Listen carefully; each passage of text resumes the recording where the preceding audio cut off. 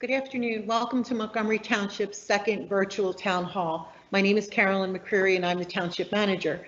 Our first virtual town hall was held with County Commissioner Chair Dr. Val Arkush and Montgomery Township Board of Supervisors Chair Tanya Bamford. And the purpose of that town hall was to discuss what going into the green phase during this pandemic would involve for our communities.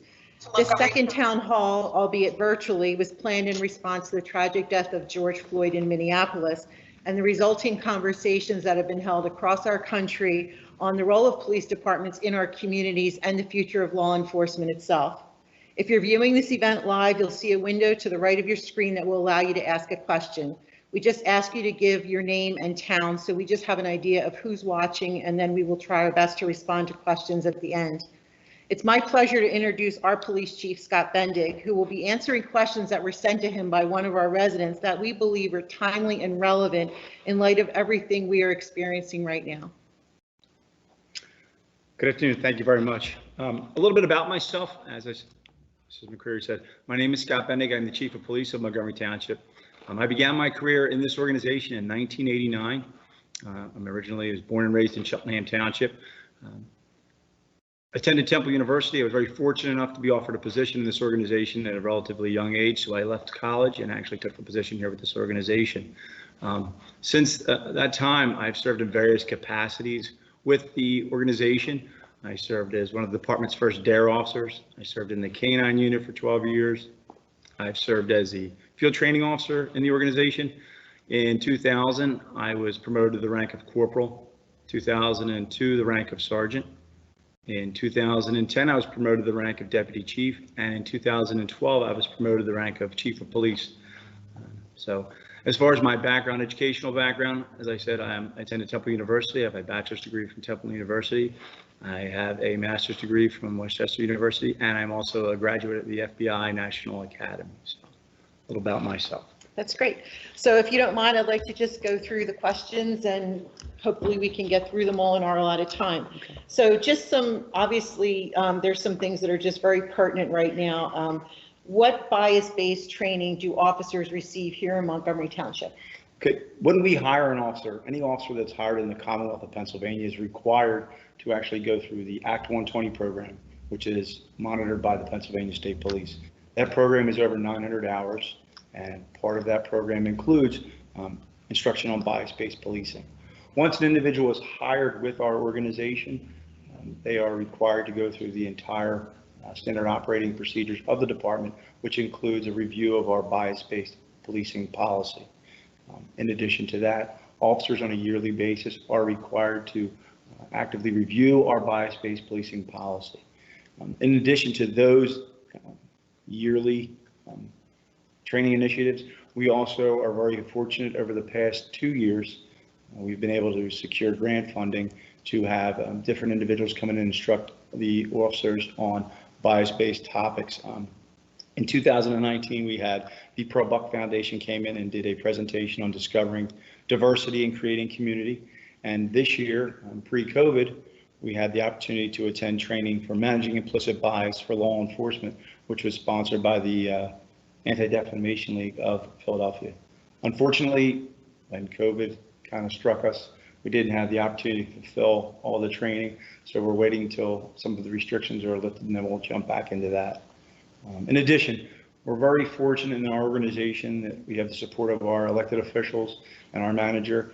So last year we were able to secure funding for an online training platform. It's called Police One Academy, which provides the officers an opportunity to see a multitude of training opportunities specific to bias-based policing as well. So it's a great opportunity. We have a lot of training. I did notice this morning that the governor's, if he has not already, intended to sign into law additional training mandates that will be required for all law enforcement officers that will require additional bias-based policing training. So. One of the other items that's been a hot topic has been body-worn cameras. Specifically, there are communities even within the North Penn region who are talking about procuring them and the merits of them, especially in this day and age. So does Montgomery Township have these body cameras in place? We do. You can't see it, it's right here. But yes, so in 2018, when we went through our budgetary process, we were due to replace our in-car camera systems in all of our patrol vehicles. At that time, we took the initiative of speaking with the management of this township and the Board of Supervisors and requesting to a lot additional funding for body-worn cameras. So we're very fortunate that in 2018, when the budget was passed for the following year, the Board of Supervisors included that funding. We then went through a painstaking process of vetting different vendors. We found a vendor that we liked. Once we were ready to move with that, I started to look at different opportunities for grants. We were very fortunate that we were able to partner with the PCCD, the Pennsylvania Commission on Crime and Delinquency, as well as the Department of Justice to secure roughly half the cost of our body-worn camera program. So once that was done, we had a very long process of crafting a policy and procedure. That was done in conjunction with the Department of Justice. Once all of those things were done, the cameras were received in 2019. We went through a period of 3 months of training, and then we jumped in, and we have since 2019 have every officer in this organization has a body camera assigned to them. Officers on the street wear them at all times. So they've been a wonderful addition to our technology component of the organization. It's important as part of these body-worn cameras. No camera is worthy unless it's being reviewed, information is being looked at. So what we do in addition to anytime we have a use of force incident, anytime we have a pursuit or any type of a personnel complaint, we have that video and we're able to utilize that to conduct our investigation. But in addition to that, we have all the supervisors are responsible to just review arbitrary body-worn camera footage of their officers every month, just as a system of checks and balances and oversight. So recently it was posted on the police department's Facebook page that your department has been reaccredited. Can you explain to us what that involves and how long we've had this accreditation? Yes, so in July of 2001, the Pennsylvania Chiefs of Police Association created the accreditation program. It's a series of over 300 benchmarks to really professionalize police departments across the Commonwealth and to give them an ideology on best practices that should be at least adopted by these organizations. So we went through a painstaking process of revising all of our policies and procedures to meet their numbering system and things of that nature. And in 2004, we became an accredited department through the association. It's not something where you're just bestowed an honor. There's a lot of things that you have to do. Every time you go through an accreditation process, there's an on-site visit where people will, other law enforcement professionals from usually the opposite side of the Commonwealth will come in and they'll review all of our policies and procedures. And then we also have to show them proofs that we're following through on various policies, that we're not just having them and not following them. They include use of force, bias-based policing, audits, and things of that nature. So it's a very it's a daunting time in our organization when that occurs, but it's a wonderful thing. So we've been very fortunate. As I said, we were initially accredited in 2004. We've been reaccredited since that time. It's in every 3 years of the process. We're very proud of the fact in March of this year, we were advised by the accreditation board that we were considered a premier accredited agency because of our excellence and our commitment to the program. And the biggest thing about that is the fact that we're one of only 10 law enforcement agencies throughout the entire Commonwealth of Pennsylvania that have received that status. So, I mean, we're talking almost 1,200 police departments. So it's definitely something we're very, very proud of as an organization and as a township. As well you should be, and that points to the professionalism of the department. But I want to touch on the personal side, the community policing. We're hearing a lot more and more about community policing. Can you tell us what, if anything, your department is doing in that area? Yeah, so in 1990, my predecessor, Chief Brady, actually had an opportunity to gain funding through the Department of Justice to create a position, a community policing officer. Again, this was in 1990, so the terms and ideologies were a little different at that time. But community policing isn't really a position. It's a philosophy. It's an ideology on how you want to police in your community. More or less engaging the community, having them actively involved in the community in decision-making, utilizing them as a resource rather than just serving them, bringing them into the equation and really having them help you police their municipality or their township. So we've really grown from having a community policing officer to having a community policing liaison as the individual, is the name that I would call it. Officer Johnson, who's known by pretty much everybody in this township as the community policing liaison, he does a lot of different things. He's out there doing programs. We do programs through, in addition to the general programs we'll discuss, but we work with the Attorney General's office to do different educational opportunities with some of the kids. Last year, we actually worked with the Department of Health to do a vaping presentation in the township at a recreation center. And obviously, we're meeting with different groups and different individuals in the township. The big thing I think most people will see from our police department as far as a community policing perspective is we really try and get out there and engage through as many programs as we can where we're able to bring a lot of people into the equation. We have a emergency services day, and I have to add the caveat that unfortunately a lot of these have been canceled this year because of COVID-19. But we have an emergency services day that we hold at Montgomery Mall. We do National Night Out. We have a junior police academy, which we've been doing for over 20 years. A Citizens Police Academy, which I created probably about 17 years ago as well. We're actively involved in our North Penn Police Athletic League. And one of the things I'm really proud of is, we've been teaching DARE to all the elementary school children in our municipality for as long as I can remember. Like I said, when I started here in 1989, we had a DARE program, and we have not stopped teaching that program, even though we don't receive the funding that we used to receive. So we're very committed to the fact that we need to be as engaging as possible. And again, we'll break down those walls and those barriers. And again, hopefully we'll improve those relations with those that we serve.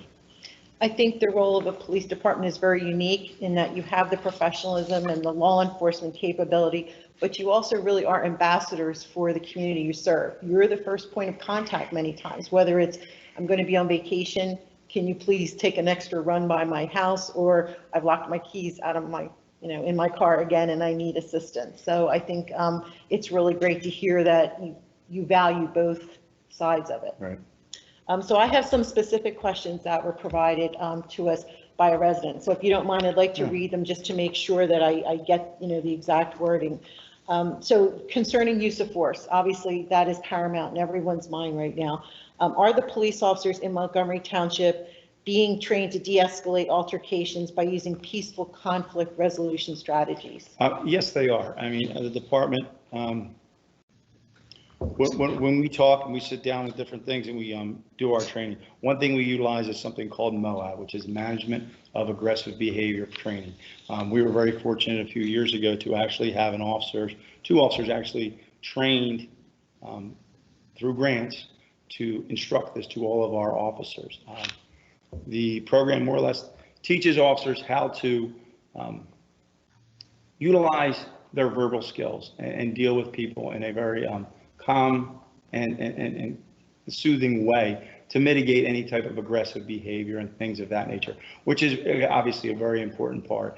So we're utilizing that as a platform, and we're providing that training to officers on a semi or every other year basis. So we'll be going through that training as well again this year. So again, we're really trying to do everything that we can as far as making sure the officers are getting those opportunities to do those things and get that training that they need.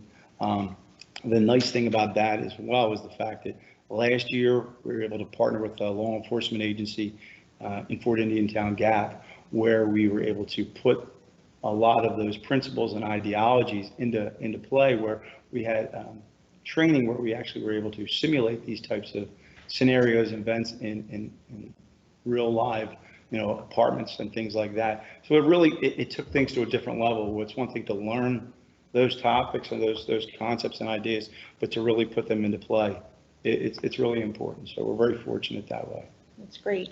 Are the police officers in the department forbidden from using carotid restraints, for example, chokeholds, strangleholds, and hog tying methods? Yes, so in 2015, when we did our annual policy review, that was something that we saw, and that was changed so that officers are restricted from utilizing those types of restraints. What about when you have to transport someone in a patrol vehicle? Our policy requires that anyone that is transported in a police vehicle, they are to be seat belted in. We do not place anybody, prone, or they would potentially be prone to some type of positional asphyxia, but we basically transport them much like we would transport any other individual in a car, or we would in our personal vehicles. One thing that we did do when we purchased our in-car camera, body cameras and in-car camera system, the back seat of our police vehicles have cameras as well. So whenever we transport an individual, there is a camera that's rear facing that will be recording those activities as well. So it's always good to see. Are the police officers required to intervene if they would witness another officer using excessive force? And then the follow-up is, what would happen if they fail to intervene? Very short answer, police are required. There is a policy, and if an officer fails to intervene, they would face disciplinary action. Are the police officers in Montgomery Township Police Department forbidden from shooting at moving vehicles? Yes, they are. However, there's a caveat. There's a permitted use where that they feel that there's a need to either prevent death or serious bodily injury, then the officers would be, under policy, allowed to discharge their firearm in a vehicle. Is there a clear and enforced use of force continuum that details what weapons and force are acceptable in a wide variety of civilian police interactions?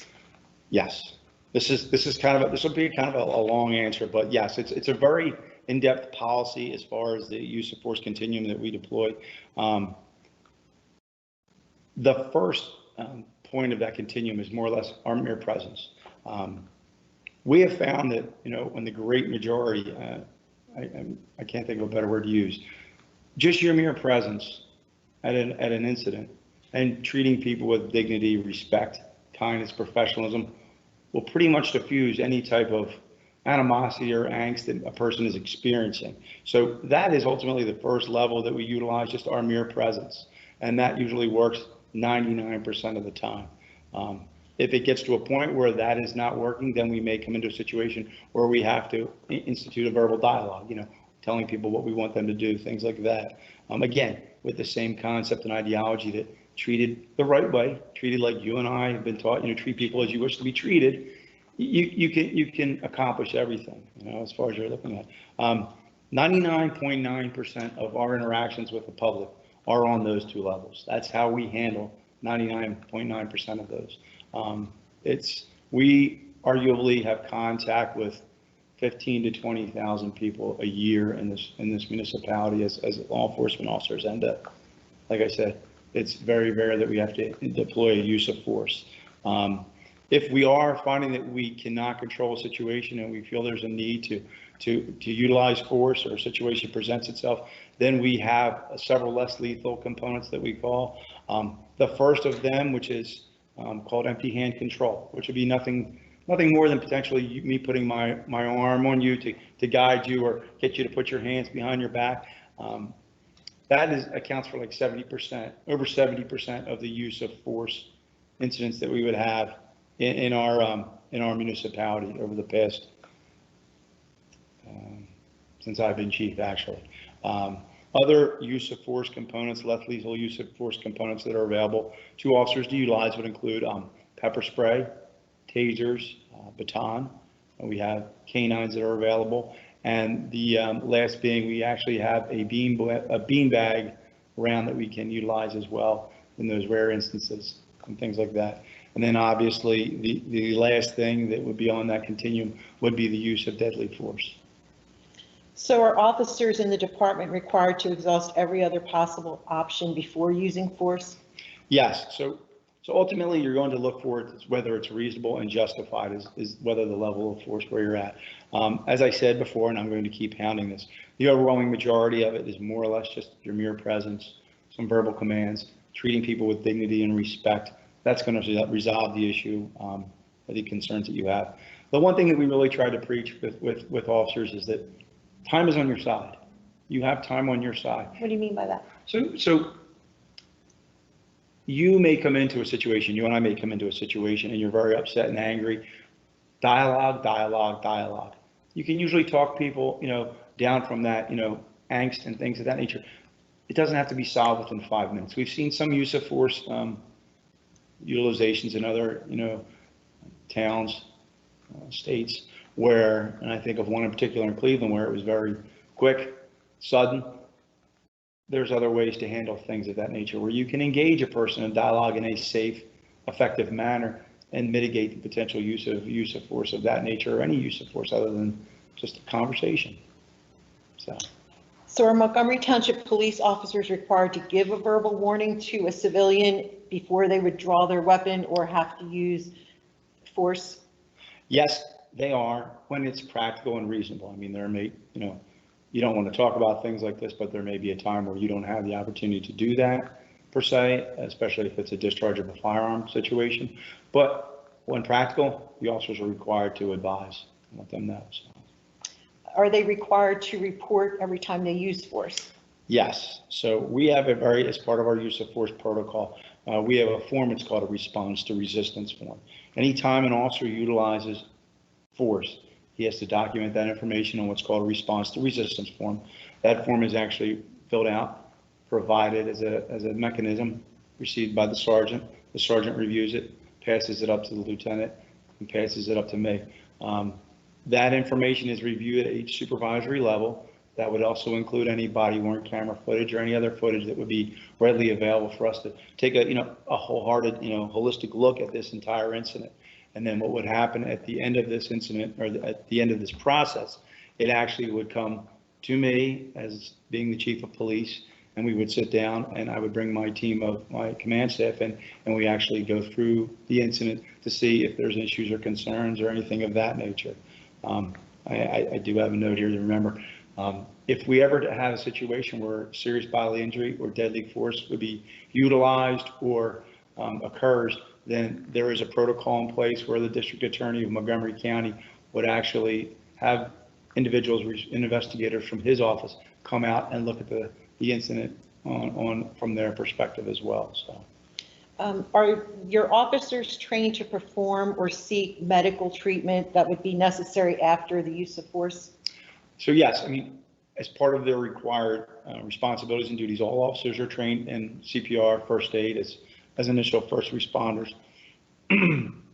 But our policy also dictates that in many cases, individuals that have where use of force has been applied are required to be seen by a medical professional. And in some cases, even if the individual declines that medical checkup, we still, just as a sense of protocol and making sure they are okay, we have them checked out by a medical professional. The other question is, what is an early intervention system, and does the department have one? And if you do, how do you utilize it? So yes, we have one. Basically, it's a system. It's not really a system. It's more or less a collection of data that we utilize from different areas. The idea is to track behavior of officers and individuals, and basically to catch potentially damaging behavior or damaging behavior before it actually occurs. So what happens is every month I maintain that document, I maintain that information, and I pull it from different venues. So I look at the use of force complaints, use of force incidents that have occurred. I look at personnel complaints or investigations that have occurred. I look at any litigation, civil litigation that's been filed against individuals, pursuits that individuals have been involved in. I look at performance reviews specifically, if there's any substandard categories that we're trying to address and things like that. And based on that information, it at least gives you more of a picture of, do you have a potential issue that you need to address? I'm probably going to speak outside the box a little bit, but I think it's safe to assume that we've seen a lot of these use of force issues in our nation. Some of those situations, those things that occurred, we hear that there's a lot of other things that happened prior there too. And this may be something that this officer had a propensity to be involved in some cases. And I think that's where a system like this really helps you, because it's going to manage that, catch that damaging behavior before it actually occurs. You have an issue, you have a training issue or concern or something of that nature, you can address it accordingly and take care of the problem before it exists. So in spite of trying to run the top-notch, gold standard professional organization that you do, obviously we can have misconduct complaints issued by residents, by people just traveling through our township. So how are they handled in the department? So we have a policy regarding that as well. So anytime a personnel complaint or misconduct complaint is received, and it's very, very rare, I'm glad to say, we document that information in our records management system. So there's an official trail that begins. An investigation is initiated. That investigation is handled usually by the initial supervisor of the officer who takes the complaint from the individual.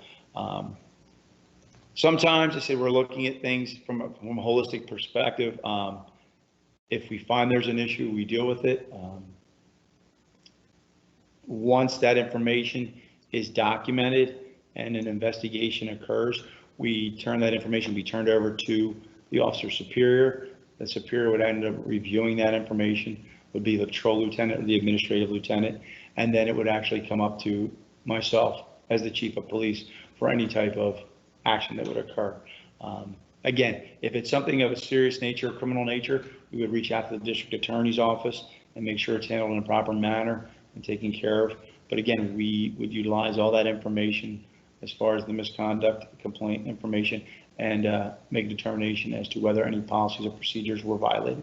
And if they were, officers are subject to discipline up until including termination. And obviously as an oversight, that information would be forwarded to the township manager. Anytime we have a personnel complaint there, she's kept in the loop just so you're aware that this is occurring. And again, it gives us that additional oversight.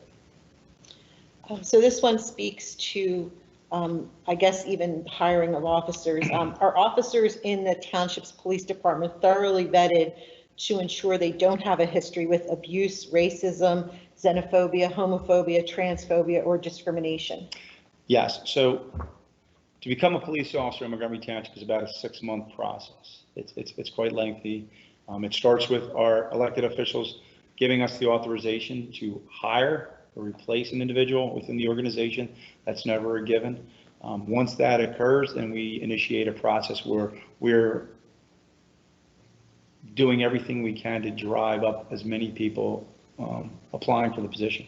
We're reaching out to colleges, to police academies. We're putting things in newspapers, things that we don't read anymore. It's going out on social media, everything we can possibly do, reaching out to different civic groups just to try to get people to take the test to become a police officer. We require officers to take a written test.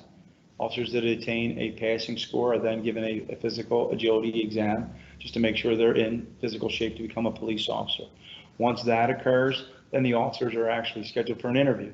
They go in front of an interview board, and from that point forward, they then, we would rank the individuals. A second informal interview occurs with the command staff with the individual just to get another, read on the person.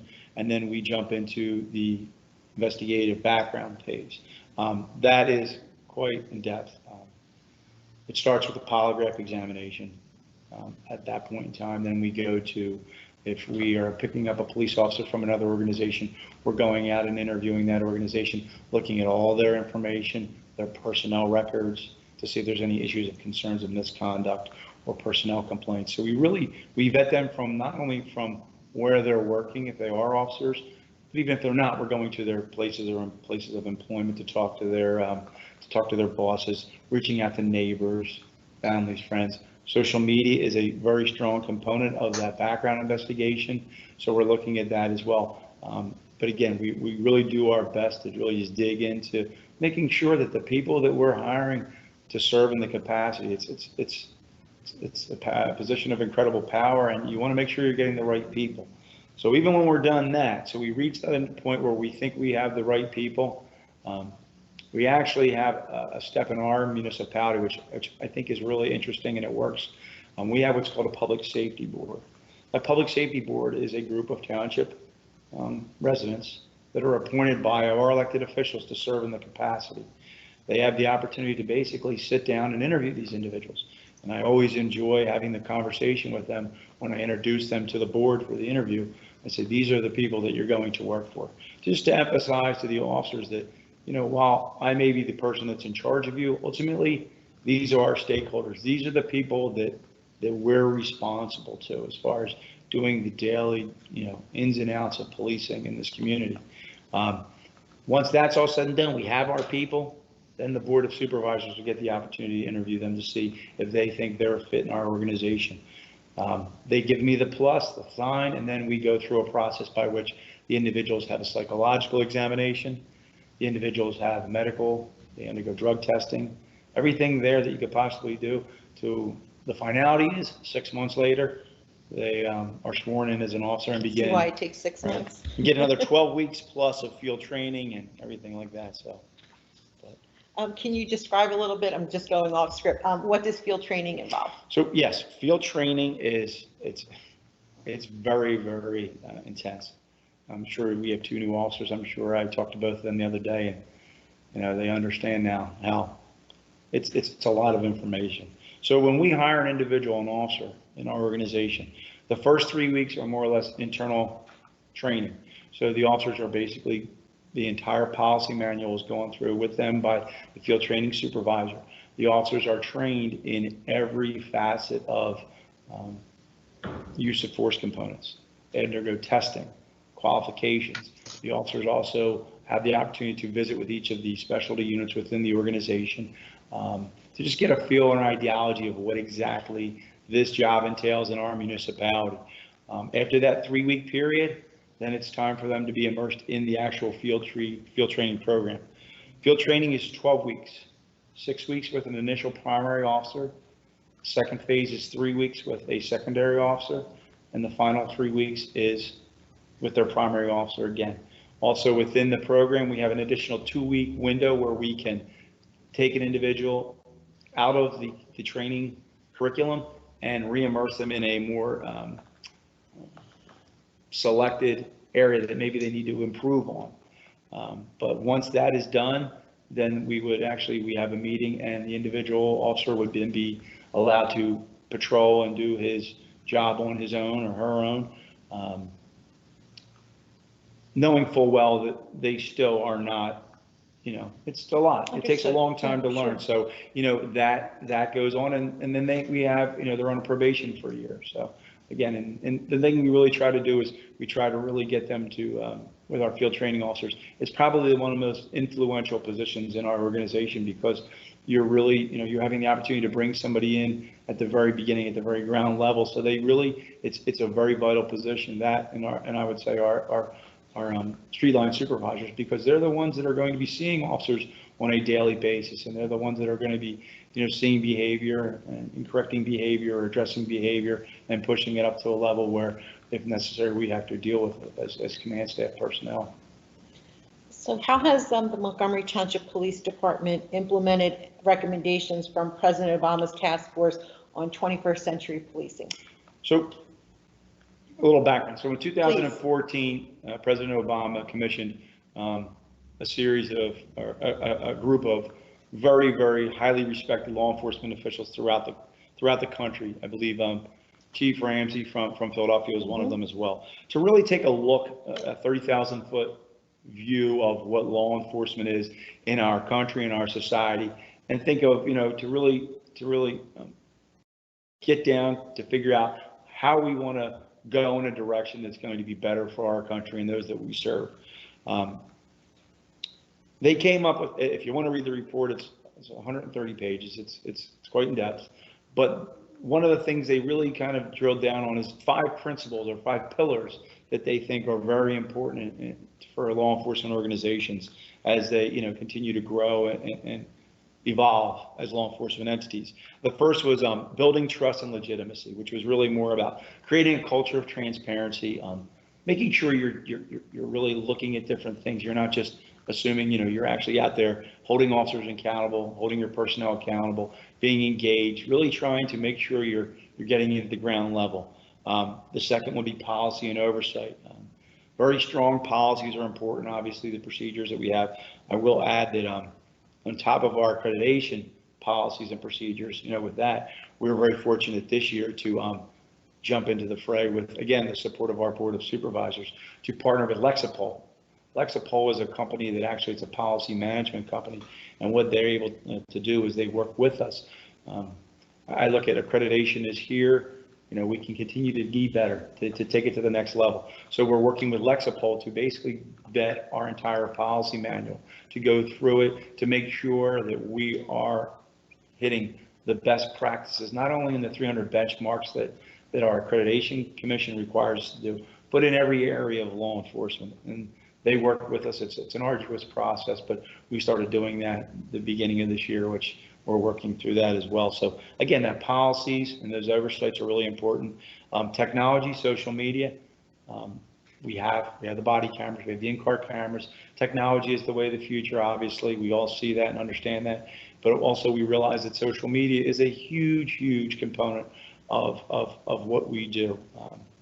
I would love to be able to be live tweeting everything, but unfortunately, the resources are a little difficult. We're very fortunate the township has provided us a young lady to do a lot of our social media activities and work with us. And but it's an important part to just sell the right message, get it out there. These are all the good things that people are doing and the great things that we're doing in our organization. The community policing and crime reduction. Community policing is a wonderful thing, and we really embody that. We also have to be mindful that we have stakeholders that we have to be held accountable to. Crime needs to be, held in check. That's what the policing model is in some respects. Is people don't want to live in a lawless society, so we have to be mindful of those crimes that are occurring and proactively, trying to resolve those issues. But in the same sense, also partnering with our community to help us resolve those problems. Sure. And obviously the last part would be our training and education component.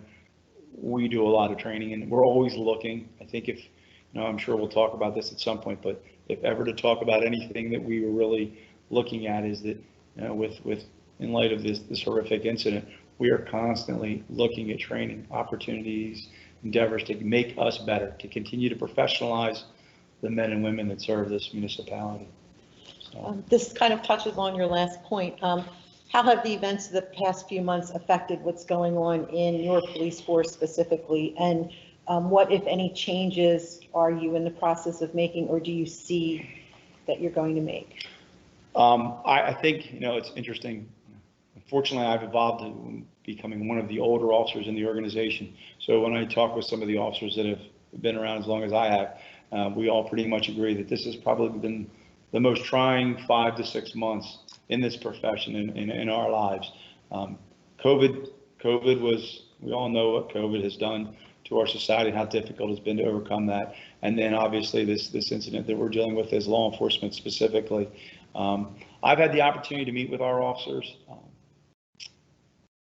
They're horrified as to what they saw. But the thing that's really difficult for them in some respect is that that's not who they are.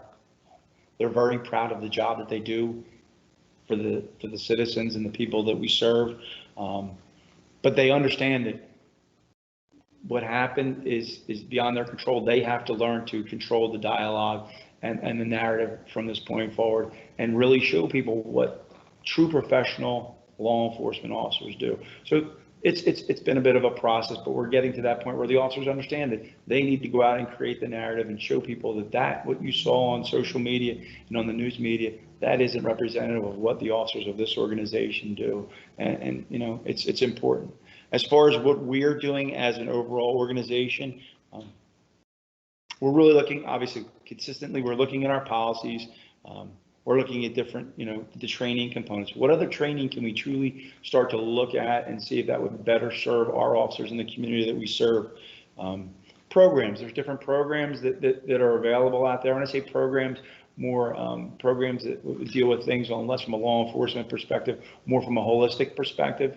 Some of them are really, they're cutting edge, they're forward thinking. So we have to navigate those because a lot of them come down to partnering with other organizations within the county.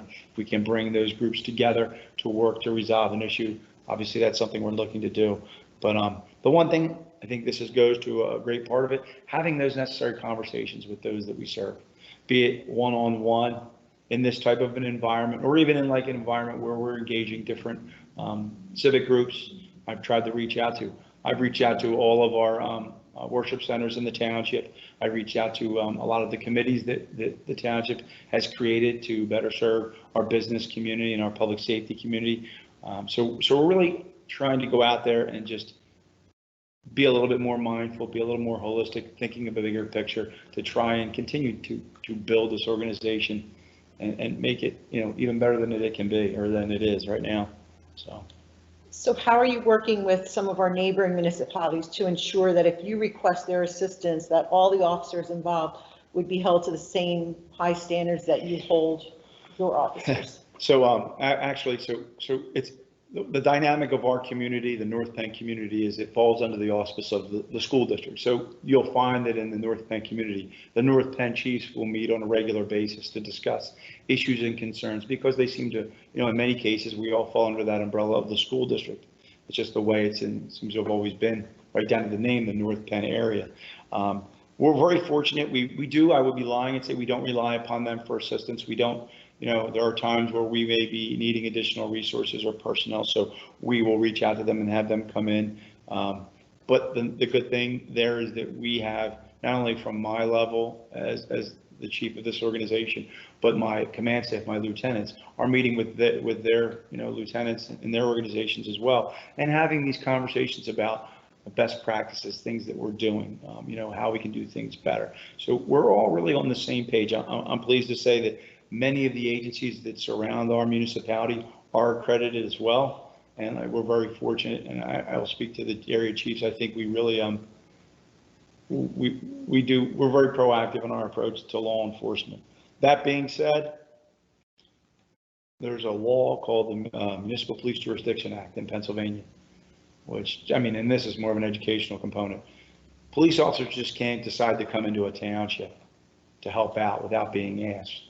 So the nice thing about that is, and it has occurred sometimes where we will request certain entities to come into our township to assist us, but that doesn't give you the authority to just come in and do whatever you want, whenever you want. So it's up to the watch commander or the street supervisor to request specific individuals or persons to help us in accomplishing whatever that objective is. So it's always something important for us.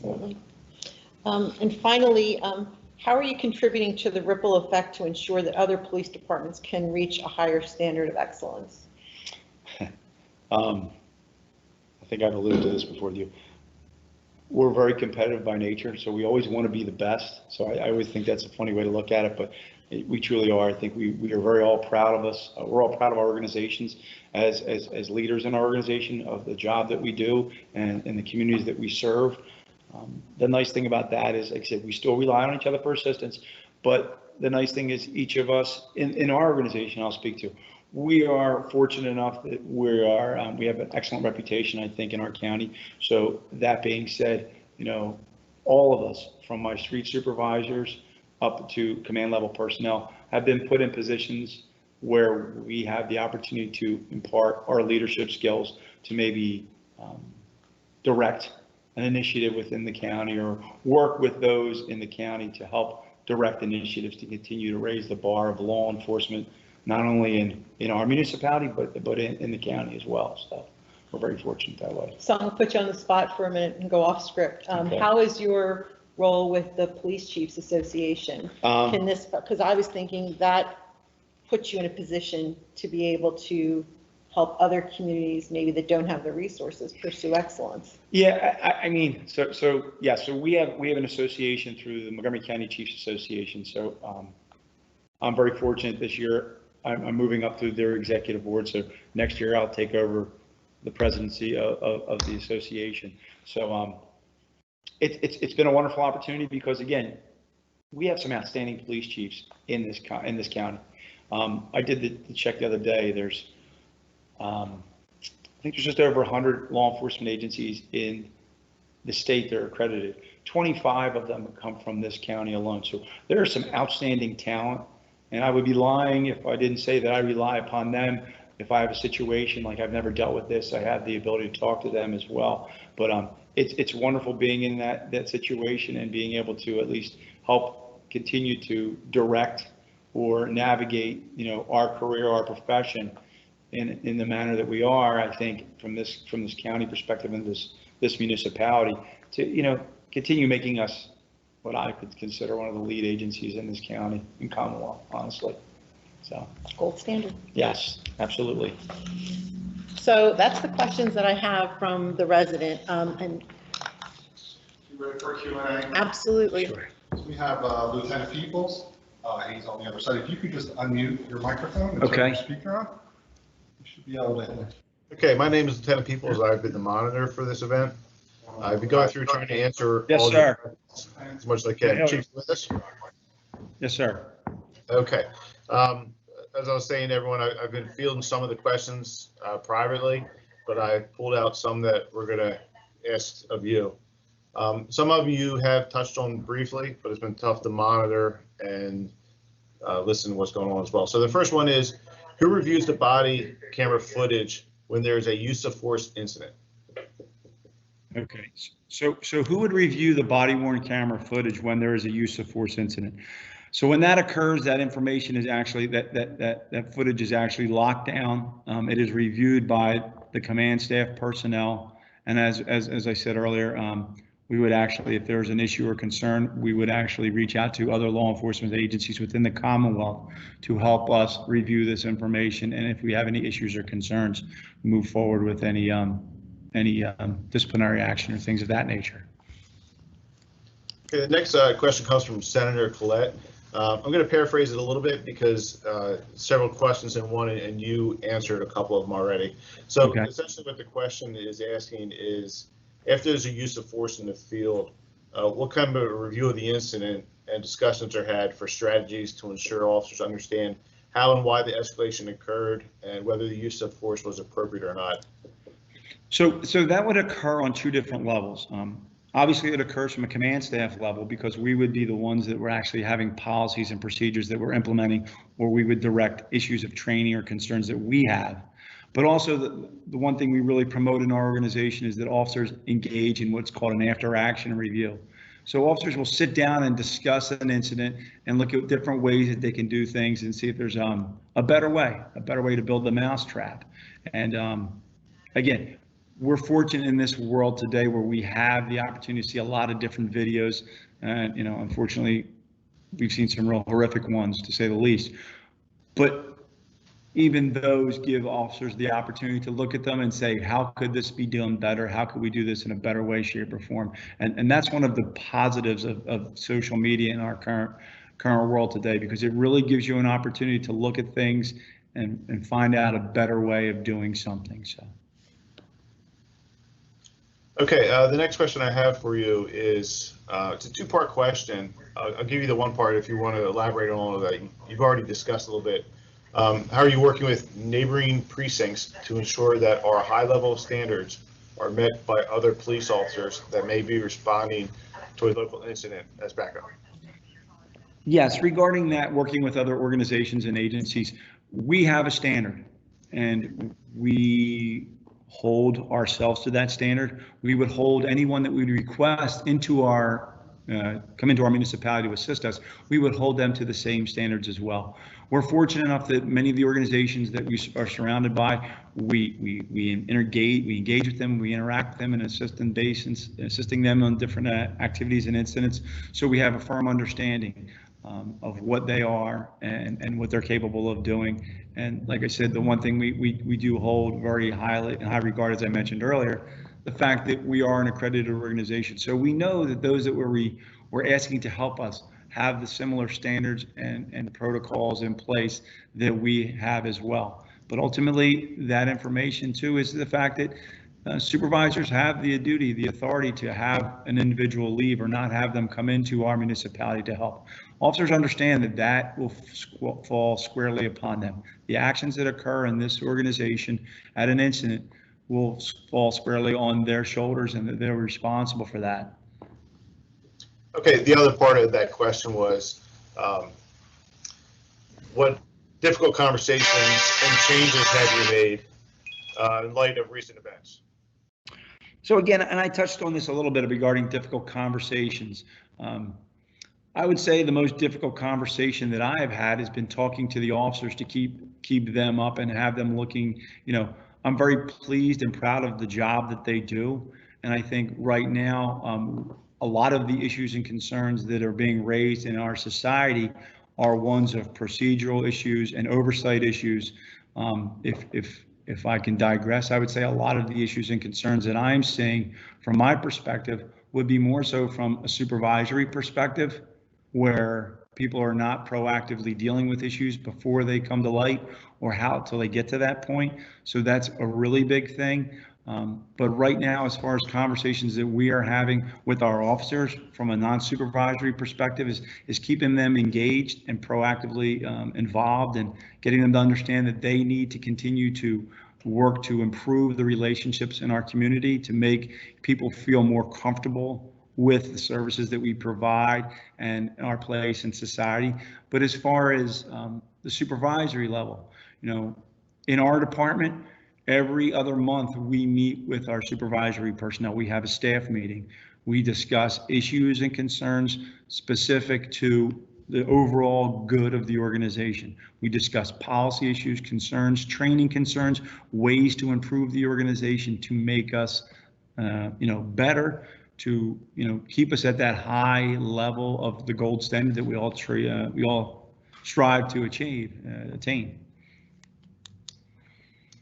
Okay, the next question I have for you, Chief, is what is the response to a suspicious person in my neighborhood? I'm sorry, it's worded.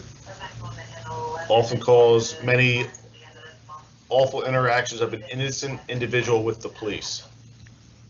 So essentially, they're asking about the response for a suspicious person in the neighborhood and what we're going to do. So it's an interesting question. Understanding this, we as law enforcement officers we would receive a call for an individual that's suspicious in nature. That call is received by a dispatch center in Montgomery County, the Montgomery County Dispatch Center. We respond to that location. That information that is being given to that call taker is then passed on to us. But again, we have an obligation and responsibility to the people that we serve and the people that we interact with. So our response would be, if we're going to that location for that call of service, we're going to ask the who, what, when, where, how, and why. I would guess a lot of this alludes to the issue that they had. I believe it was in New York, where a woman just called the police because of a racial bias that she had. We have had countless calls for service where officers are asking for additional information. Why? What is the nature of the complaint? What is the issue? What is the concern? If that doesn't raise to the level of criminal behavior, then so be it. Then we don't really have the authority to just stop an individual and detain an individual when they haven't committed any type of an offense. Knowing that we are in a society, in our Commonwealth and in our particular our municipality, we look at different crime trends and patterns that we have. Much like every other area in Montgomery County, we do have a series of theft from vehicles that occur in certain areas now and then, but we see a pattern. We increase our patrols. If we see an individual in an overnight hours, 3 in the morning, we may have an occasion to stop and engage the individual and see what they're doing, any concerns, issues. However, the Commonwealth of Pennsylvania very clearly states that that would be nothing more than a mere encounter, and an individual has the ability to walk away from that encounter with police. So it comes down to individuals have to give us the information that we need to make an educated decision as to, is there criminal activity, or is this something that's nothing more than someone just, creating some type of incident or concern that doesn't really exist. Okay, Chief, next question is, can you discuss what diversity we currently have within our department? Yes. So I would consider our organization diversified. Does it mirror the diversity that exists in this municipality? No, it doesn't. But I will say this, that we are doing everything that we can to bring as many candidates to the field to serve in the positions of law enforcement officer in our municipality, and we'll continue to do such. But again, the gold standard is the best person for the job. We need to pick the best people. That is the standard by which we exist in our organization, and we select officers. But again, the key to us is really bringing as many diversified candidates into our pool of testing, so we do truly get the best candidate to serve our public. Okay, Chief, this is the final question, and you kind of alluded to it when you were just speaking, but the question is, can you comment on the role of diversity in your hiring practices? I'm kind of looking, it's a little interesting question. So as far as how we are, I guess I'll answer it this way. How are we trying to diversify our organization? We realize, first and foremost, we are in an environment where policing is not exactly the top job for people to be going after. I will go back when I got hired, 800 people took the test. This last testing procedure we had, I believe it was 75. What we are doing is we are trying to go out and do anything and everything we can to engage individuals wherever we can to at least consider becoming a police officer. This is not something specific to our municipality. It's a problem throughout the United States. But again, all we can do is, and the one thing I will recall, a little story. Years ago, I had an opportunity to meet a young man through one of the task forces that was involved in an event in our township. And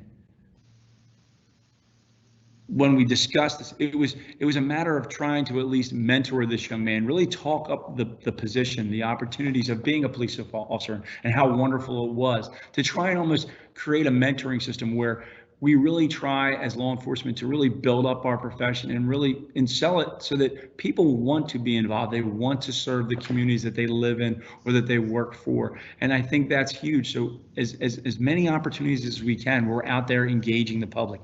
If that's one individual at a time, so be it. But we have to continue to do that and in some cases do a better job. There are requirements that we have to fulfill as far as different things as far as what an individual minimum qualifications, but as long as they, any individual meets a qualification, we're imploring people to consider this a career. It's a wonderful job. It really truly is. So.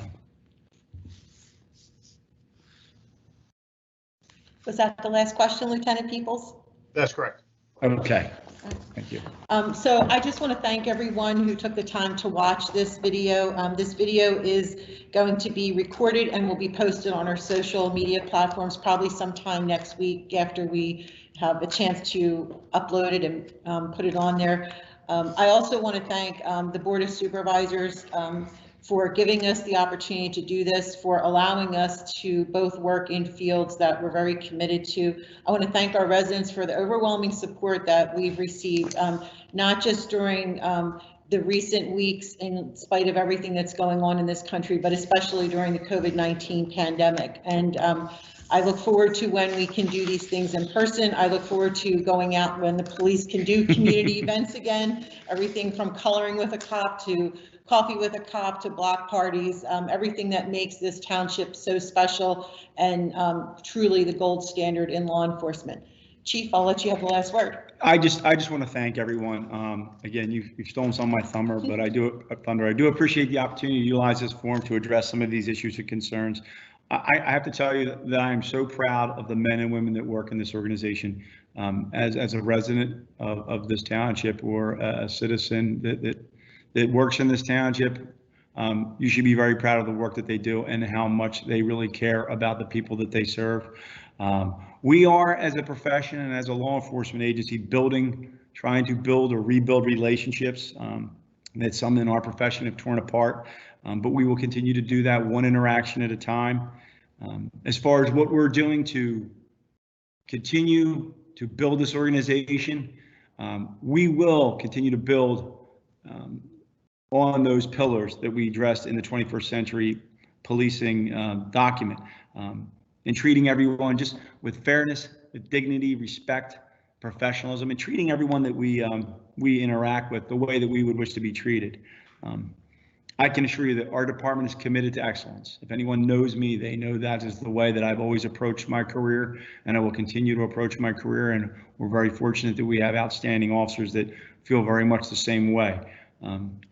At the end of this program, you'll have an opportunity to see some additional information as to how you can get in touch with us. If you have any additional questions or concerns, it will be provided on the screen to you. But other than that, again, I would just like to thank everyone and wish everyone a safe and healthy 4th of July holiday weekend. Thank you very much.